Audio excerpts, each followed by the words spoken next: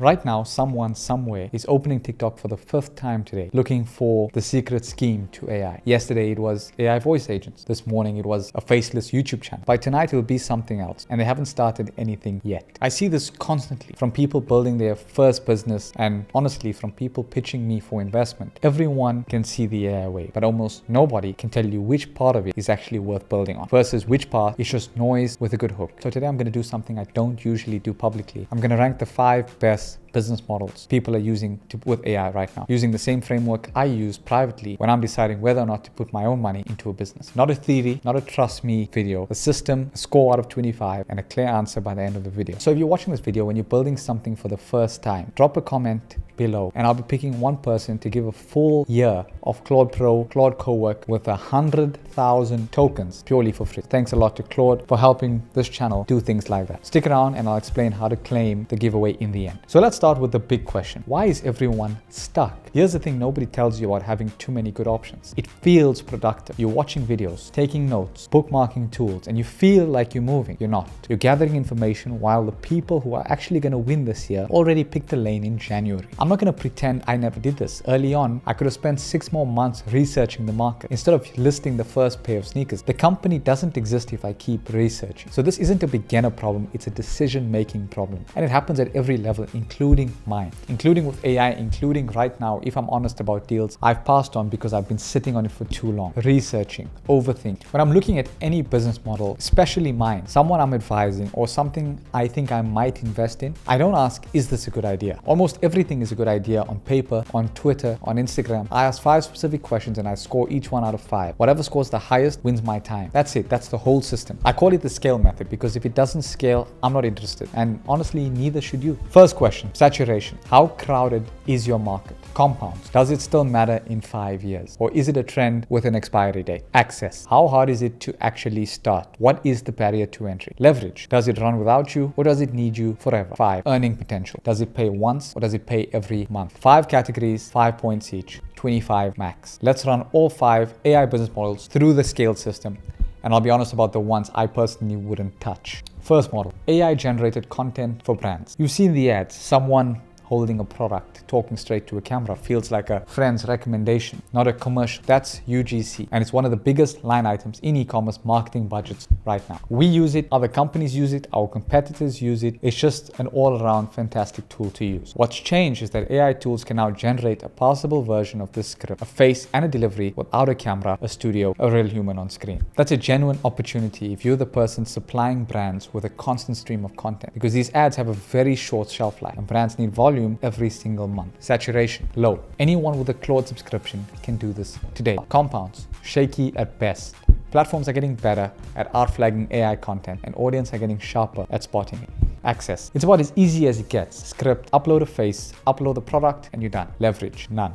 While the income exists only when you're producing it. Earning potential. Decent if you sell retainers instead of one-offs. Total 12 out of 25. Fast to start, easy to get overtaken. I'd use this to generate quick cash, but I would not invest in this business. Second, AI built websites for local businesses. I have hundreds of DMs a week of people DMing me specifically for this, thinking every Tom, Dick and Harry would have need for a service like this. That's simply not the case. I actually put money behind a company in exactly this space. I'm talking about, of course, my Lovable investment, where I invested close to $2 million into Lovable for scaling. Saturation, moderate. The tools are available to everyone, but most local businesses still don't know they exist. Compounds, strong. Every business needs a website. That gets a 5 out of 5. Access, beginner friendly, and with a bit of sales and copy, you can survive. Leverage, low. It's a one-off build tied to you finding the next client. Earning potential, repeatedly, unless you attach a hosting or maintenance to upsell different services. Total, 15 out of 25. Better economics than UGC, yes. Worse repeat revenue. Good first product, not a sustainable company, and not one I invest in. 3, short form clipping. Every podcaster and every creator is sitting on hours of long form content and viral moments buried deep into videos, but don't come out simply because they do not get cut. This is mainly due to clipping being tedious, and they'd rather be creating. AI now finds these moments and cuts them automatically. What used to be hours of editing now is minutes. This is close to home for me. The exact channel runs on clips of longer conversations. The team uses an AI clipping tool for the CEO Middle East interview, among many others that we did. Let's rank it. Scale. Saturation, low. Same problem as UGC. Barrier to entry is basically 0. Compounds is decent. Short form isn't slowing down, but creators may eventually just do it themselves as tools get more access. Very, very easy. The AI does all of the work. 4 out of 5. Leverage. The pipeline stops the moment that you stop feeding it. Earning potential. Solid if you're on a retainer with active creators. Total 14 out of 25. A reliable income, but doesn't scale into a company without turning into an agency. I wouldn't touch it. 4th business. AI voice agents for local businesses. Most local businesses live and die by their phone. Every missed call while the line's busy is a customer who just called the next name on the list. An AI voice agent answers every time, sounds human, and books straight into the calendar. And once a business relies on it, ripping it out means going back to missing calls. That's real stickiness. This is also the one with the steepest learning curve of the 4 base service models that we've mentioned. Genuinely more set up. That's exactly why fewer people push through to it, and the ones who do get paid more for it. Let's rank it. Saturation, lower than the others. The complexity filters people out, which is a good thing. 4 out of 5. Compounds, the underlying need, businesses answering calls, never disappear. Though the tooling itself is young, moving fast, and is therefore unpredictable. Access, the hardest of the 4 to set up properly. 2 out of 5. Leverage, good once built, it runs day to day without you going through fixes and updates and lands on your desk. Earning potential, strong businesses keep paying because canceling calls costs them immediately. Total 16 out of 25. Harder to start, yes. Harder to copy, also. If I were betting on which service model turns into an actual agency, it's this one.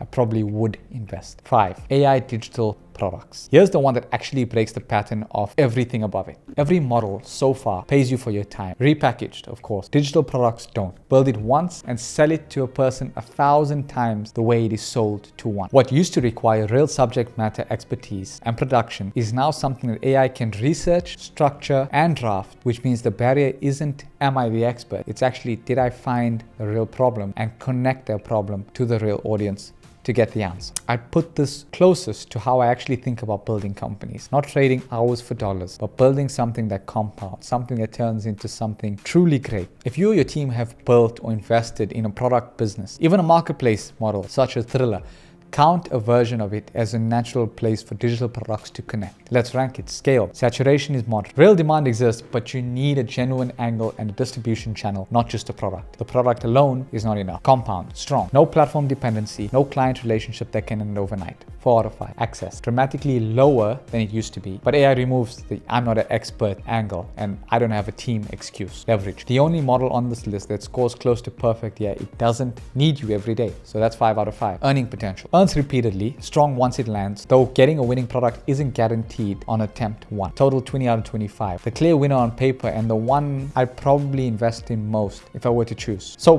final ranking. AI content generation, number 5. Short form clipping, number 4. AI websites, number 3, excluding my lovable investment. And then you've got the top 2. Hopefully this gives you a bit of insight into what I'd put my own money to, into what I'd actually invest in. And that sort of helps you decide on where you want to put your time, energy, and money into. None of these 5 are theoretical. They're all real people making real money on every single one of them right now. The only thing separating you from them is that they picked one and started. So pick the one that scored the best for where you are today, not the one that sounds the most exciting on Twitter. Keep in mind, I built Thriller with 0 of these tools available. You have all 5. Go use them. If you stayed until this far, thank you. So drop a comment with the actual business that you're starting for the first time. And Claude and I can't wait to help you get closer to achieving that. And just remember, I'm always watching from afar and I'm rooting for you to win.